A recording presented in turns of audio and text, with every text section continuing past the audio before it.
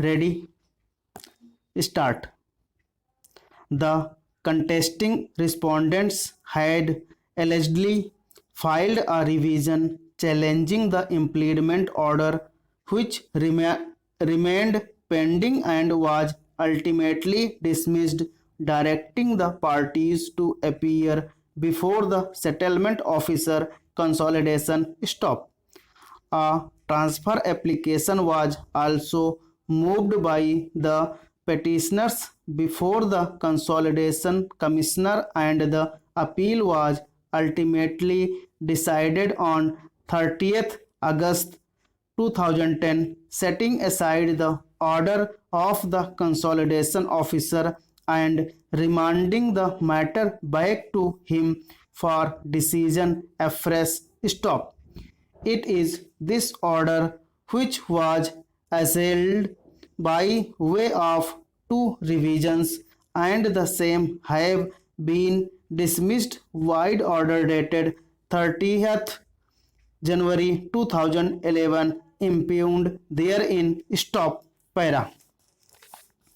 Sri Rajneesh Rai, learned counsel for the petitioners, vehemently submitted that there was no ground for the settlement officer consolidation to have condoned the delay in filing of the appeal, inasmuch as the notification under section 52 of the act had taken place on 23rd March 1991, and there was no occasion for entertaining the appeal in relation to such an objection after such a long time. Stop. He further contends that the alleged compromise was a valid compromise, and it had also been signed by the respondent number 5. Stop.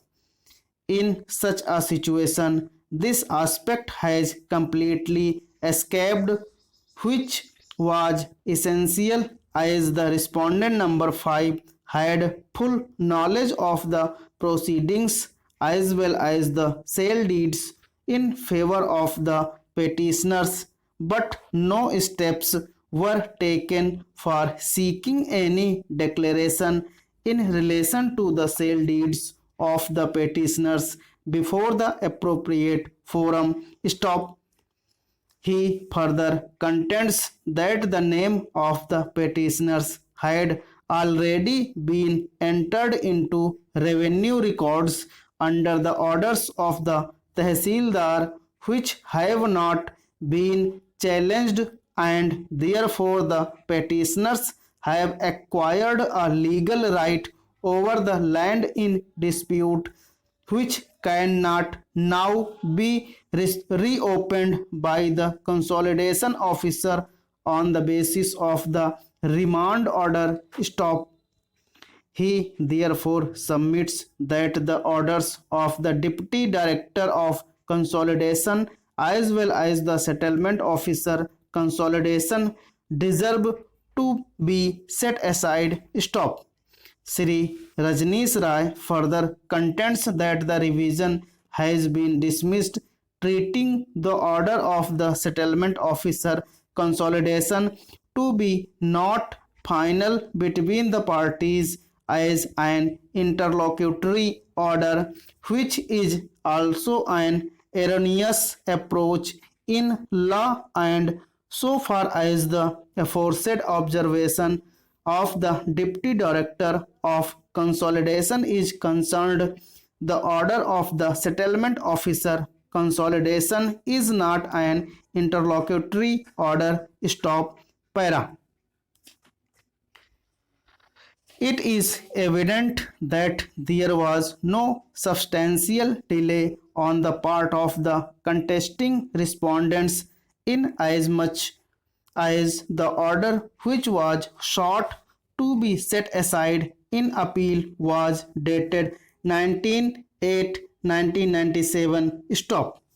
In such a situation, the settlement officer consolidation was perfectly justified in condoning the delay and entertaining the appeal. Stop.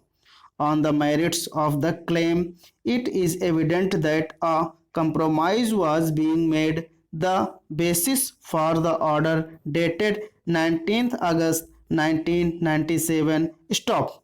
The respondent number 3 admittedly was not a party to the said compromise, even if his natural father has signed the same. Stop. The respondent number 3 was not claiming his rights through his natural father but on account of his share being the alleged adopted son. Stop.